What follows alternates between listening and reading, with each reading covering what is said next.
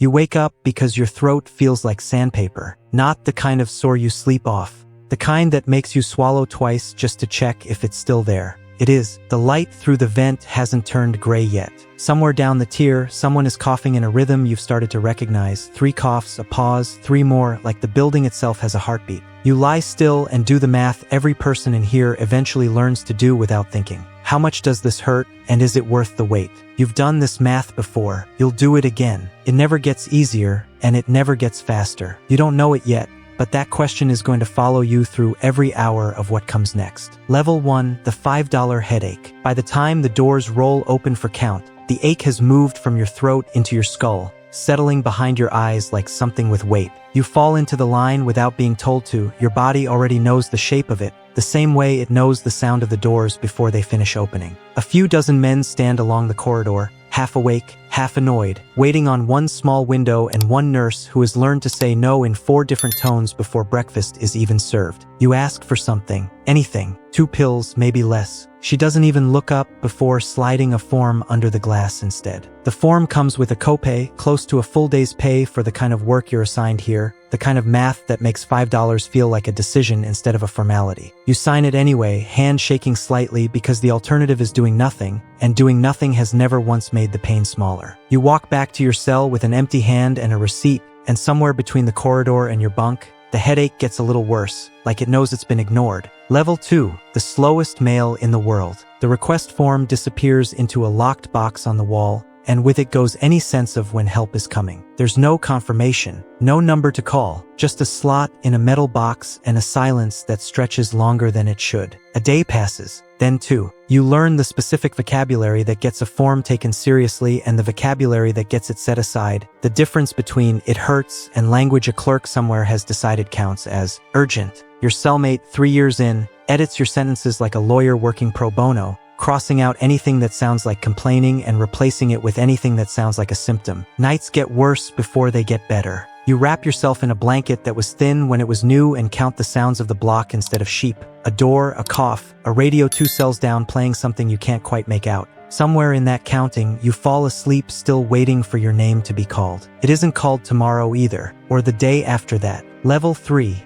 The economy nobody admits exists. By the 4th day, you stop waiting on paper and start looking sideways, toward the informal network everyone here relies on but nobody names out loud. It doesn't have a name. It doesn't need one. Word moves quietly along the tier the way it always does. Someone always seems to have what the pill window won't give you, traded quietly for commissary snacks nobody will miss. You know reaching for it carries real risk, a write-up, a loss of privileges, worse if it becomes a pattern staff notices. The weight of that risk sits in your chest the whole walk over, heavier than the headache itself. But relief that might exist right now outweighs relief that might exist next week, and you make the trade anyway, quickly, quietly, without making eye contact with anyone you don't have to. For a few hours, it actually helps. Your shoulders drop half an inch you didn't realize you'd been holding. Level 4, when the pain moves to your jaw. The infection seems to find new territory. What started in your throat has crept into a back tooth, and by evening your face has a heartbeat of its own, throbbing in time with your pulse, impossible to ignore even for a minute.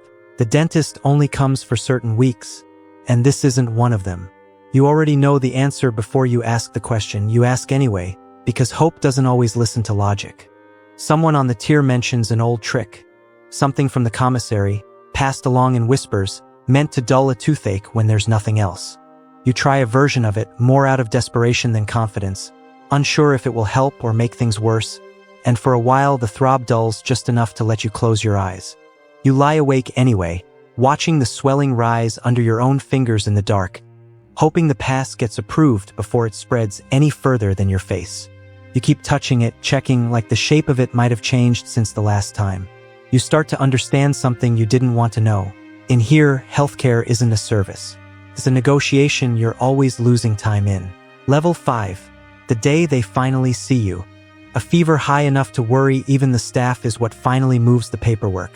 Not the pain, not the swelling, not the days of asking. It takes your body breaking in a way they can measure.